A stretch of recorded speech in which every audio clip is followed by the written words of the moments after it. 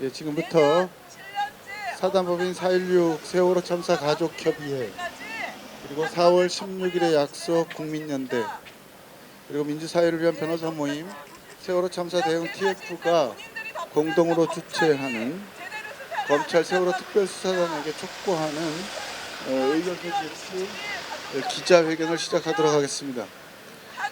기자회견에 앞서서 함께 묵상하는 시간을 가지겠습니다.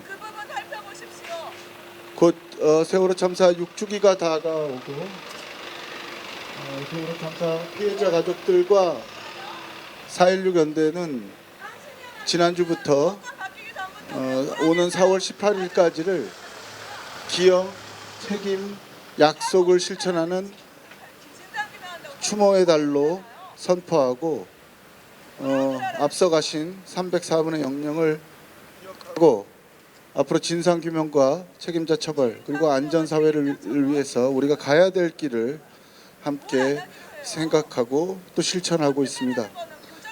그분들의 뜻을 따라서 반드시 진상을 규명하겠다는 의지를 담아서 함께 묵념하겠습니다. 일동 묵념.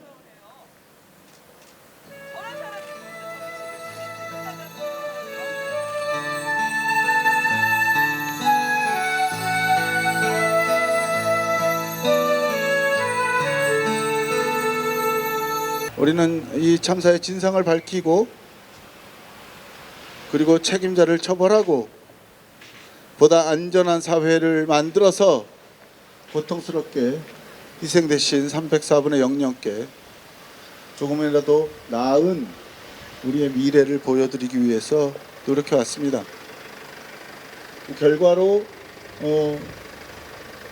특별조사위원회도 만들어진 적이 있고 또 세월호 참사 직후에는 국회가 국정조사도 하고 검찰이 수사도 하고 감사원은 감사도 한다고 했는데 지금 드러나는 것은 그것이 모두 부실이었거나 아니면 외부의 압력에 의해서 축소되고 은폐된 채로 보여주기식으로 진행됐다는 것이었습니다. 그래서 저희가 작년에 검찰의 재수사, 아니 검찰이 아니라 이 정권 차원에서 책임 있게 수사를 할 수 있는 주체를 만들어줄 것을 요구했고 그 요구에 아주 부분적인 응답으로서 검찰 특별수사단이 활동을 시작했는데 저희가 보기에는 아직 가야 할 길이 멉니다. 오늘 기자회견의 취지 말씀을 가족을 대표해서 김광배 가협 사무처장님이 해주시겠습니다. 오늘 이 기자회견 자리에 함께해 주신 여자 기자 여러분께 진심으로 감사의 말씀드립니다. 지난 작년 11월 6일로 기억하고 있습니다. 세월호 참사 진상규명을 위해서 검찰 특별수사단을 만들겠다. 너무 좋았습니다. 너무 좋았는데 저희 가족들은 큰 거를 원하는 것도 아니고 긴 시간을 원하는 것도 아닙니다. 왜 구조받지 못하고 그 차가운 바닷속에서 생을 마감해야 했는지 그 이유를 알고 싶은 것뿐입니다. 검찰 특수단 약속했습니다. 성역 없는 재수사 할 것이고 백서를 쓰는 마음으로 철저하게 수사하여 진상규명하겠다.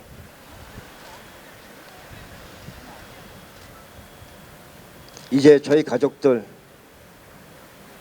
그 말을 믿고 지금까지 기다려왔지만 더 이상 기다리지만은 않을 것입니다. 앞으로 가족들이 할 수 있는, 우리가 할 수 있는 그 모든 것들, 세월호 참사 진상규명을 간절히 원하는 우리 시민들과 함께 같이 하도록 더욱 큰 노력을 하겠습니다. 감사합니다. 이 코로나 감염병 걱정에도 불구하고 이 자리에 나온 이유는 검찰 수사단의 특별수사단의 수사가 저희가 보기에는 제대로 가고 있지 않은데 또 시한도 정해두고 곧 마무리될 거라는 우려 때문입니다. 저희가 무엇을 걱정하고 무엇을 요청하고 있는지 설명하는 시간을 갖도록 하겠습니다. 오늘 의견서의 내용을 민주연합 변호사 모임 세월호 대행 TF 단장이신 이정일 변호사께 듣도록 하겠습니다. 잘 알다시피 작년에 두 차례에 걸쳐서 세월호 특별수사단에 고소고발장을 접수를 했습니다. 그 기회에 고소고발장에 포함되어 있지 않는 내용일지라도 세월호 진상규명을 위해서 최소한 이것 정도는 맹백히 밝혀야 된다. 12가지 사항을 요청을 했습니다.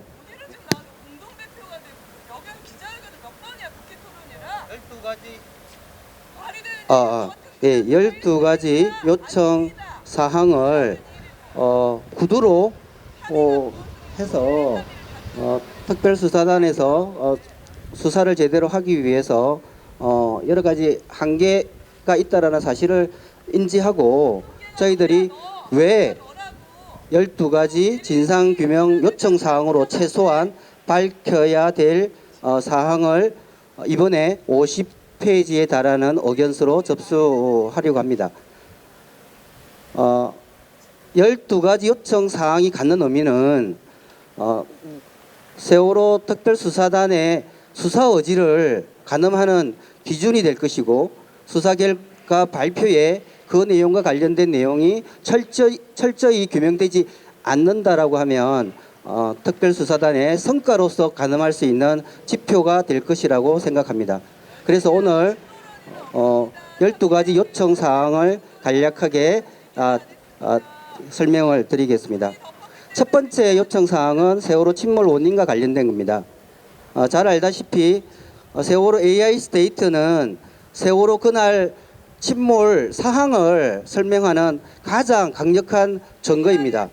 그래서 AI 스테이트에 대한 진위 여부가 가려지지 않는다라고 하면 침몰 원인 규명에 있어서 한 발자국도 나갈 수 없습니다. 알다시피 AI 스테이트와 관련해서는 세 차례 누락 복원 과정이 있었는데 그 원인들에 대해서 제대로 밝혀지지 않았습니다. 그리고 세월호 침몰 원인을 규명하기 위해서 활동했던 세월호 선체조사위원회도 마지막에 종합보고서에 AI 스테이트 추가 검증이 필요하다는 취지를 밝혔습니다. 이런 측면에서 그 강력한 수사 수단을 갖고 있는 특별수사단에서 AI 스테이트에 대한 재검증을 요청하는 것이 첫 번째 요청 사항입니다. 두 번째 요청 사항은 이미 사참위에서도 수사 의뢰한 DBR 수거 과정에 대한 의혹을 철저히 그리고 끝까지 밝혀달라는 내용입니다. 세 번째 요청 사항은 세월호 승객 구조와 관련된 내용입니다. 사실 사고 당일 선장과 선원은 정말 도저히 인간으로서 이해할 수 없는 행동을 했습니다. 승객을 내버려두고 탈출했습니다. 이 탈출이 단순한 탈출이 아니라 그동안 세월호 진상규명과 관련된 수많은 의혹을 제기하는 기폭제가 되었습니다. 그런 측면에서 선원과 선장이 왜 탈출했고 그리고 123 등장이 유일하게 직접 구조한 사람들이 선장과 선원들인지에 대해서 명백히 밝혀야 한다라고 요청하는 것입니다.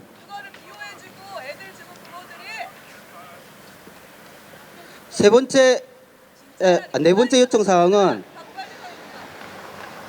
세월호 사고 직후 세월호 선원들은 8시 52분에 조타실에 모였고 55분에 제주 VTS에 구조 요청을 했습니다. 그런데 실제로 승객 구조와 관련돼서는 어떠한 조치들을 하지 않았습니다. 9시 13분 둘라 에이스호 선장이 빨리 라이프 자켓을 입고 탈출해라라고 했음에도 불구하고 묵살했고 9시 20분경 진도 VTS에서 선장이 탈출을 결정해서 하라고 했음에도 묵살했습니다. 실제로 검찰, 감사원 그리고 일기 특조위 청문회 과정에서 세월호 조타실에서 8시 52분부터 탈출하기까지 밝혀진 내용은 하나도 없습니다. 이런 측면에서 특별수사단이 8시 52분부터 9시 45분 탈출까지 조타실에서 어떠한 일들이 있었는지에 대해서 철저히 밝혀달라는 요청사항입니다.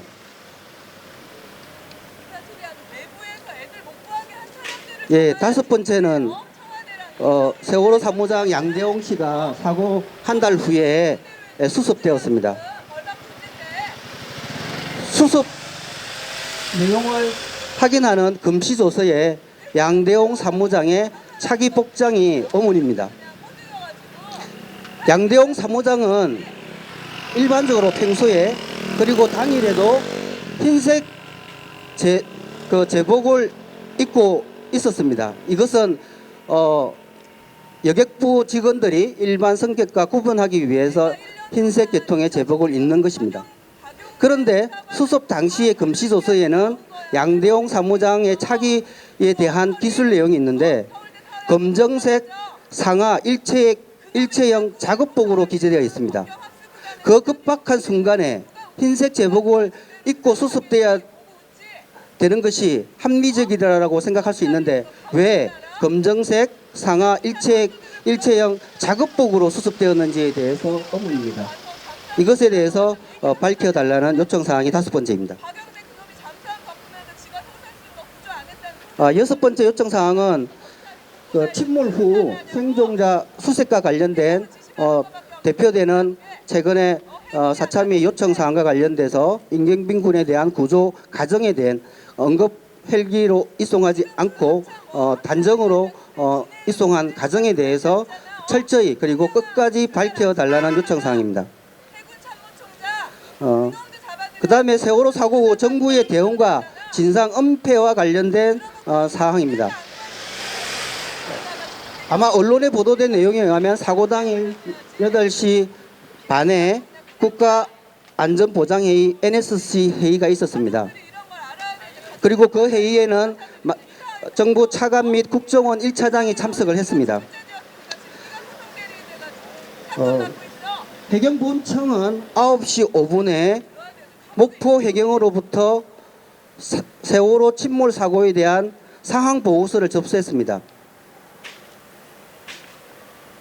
해상사고 위기 대응 매뉴얼에 의하면 해경본청은 사고에 대해서 국가안보실에 바로 보고를 해야 됩니다.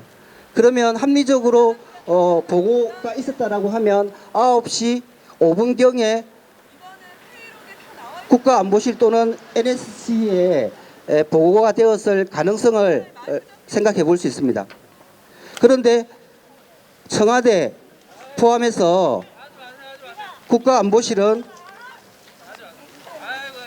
YTN 뉴스를 통해서 9시 19분에 세월호 사고를 인지했다라고 이야기하고 있습니다.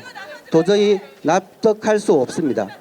이런 측면에서 NSC 회의에 대한 회의 자료를 확보를 해서 최초에 보고받은 시점이 언제인지에 대해서 다시 철저히 끝까지 밝혀달라는 내용이 7번째입니다.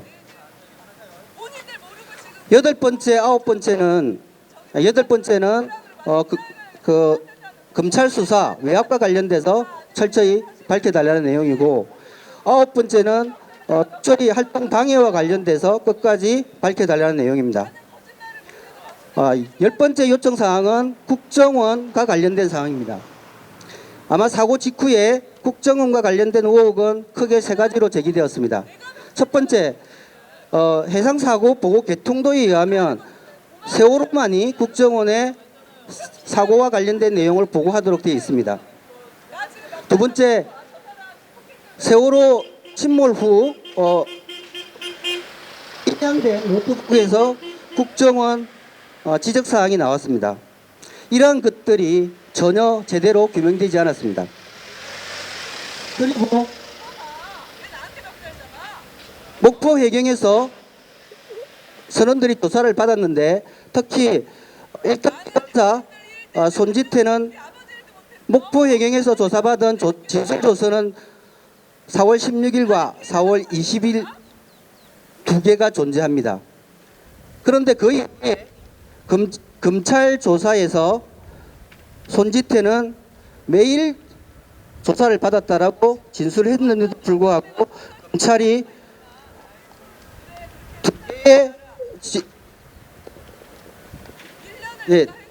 두 차례에 걸친 진술 조서 외에 매일 조사를 받았다라고 하면 왜 매일 조사를 받았는지에 대해서 끝까지 추궁하지 않았습니다.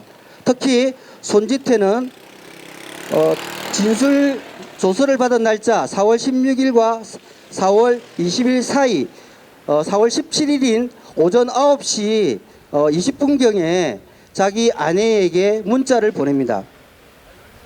문자의 내용이 포렌식을 통해서 확인되었습니다. 오후 국정원 지조가 있을 텐데 마스크하고 나간다라는 문자를 아내에게 보냈습니다. 이런 측면에서 국정원이 세월호 선원들에 대해서 조사를 했을 가능성이 있습니다. 국정원이 국가안보와 관련된 사항 외에 일반 해난 사고에 대해서 조사 권한이 없습니다. 손지태가 왜 국정원 지조를 받는다라고 말한 이 문자 메시지에 근거해서 국정원이 조사했을 가능성이 있습니다. 이런 점을 철저히 밝혀달라는 요청 사항이 10번째입니다. 11번째, 12번째는 당부의 혹은 촉구의 그런 이야기입니다.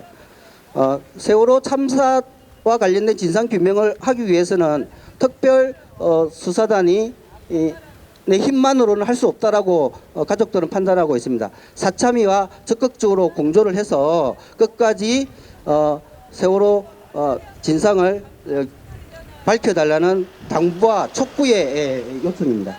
12번째는 그동안의 세월호 인양 과정에서 세월호 선체 인양과 관련해서 용역 낙찰 과정, 비용의 300억 추가 지급 관련, 그리고 인양 과정에서 수없이 인양 공법이 변경된 내용과 관련해서 특수단이 철저히 끝까지 밝혀달라는 요청 사항입니다.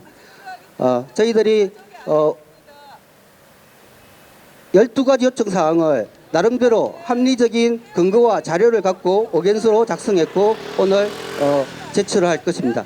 이 제출한 의견서 내용이 특수단이 수사를 종료하고 발표했을 때 과연 특수단의 수사 의지가 있었는지, 그리고 특수단이 제대로 수사를 했는지를 가늠하는 기준이 될 것이라는 것을 다시 한번 말씀드리면서 설명을 마치겠습니다. 감사합니다.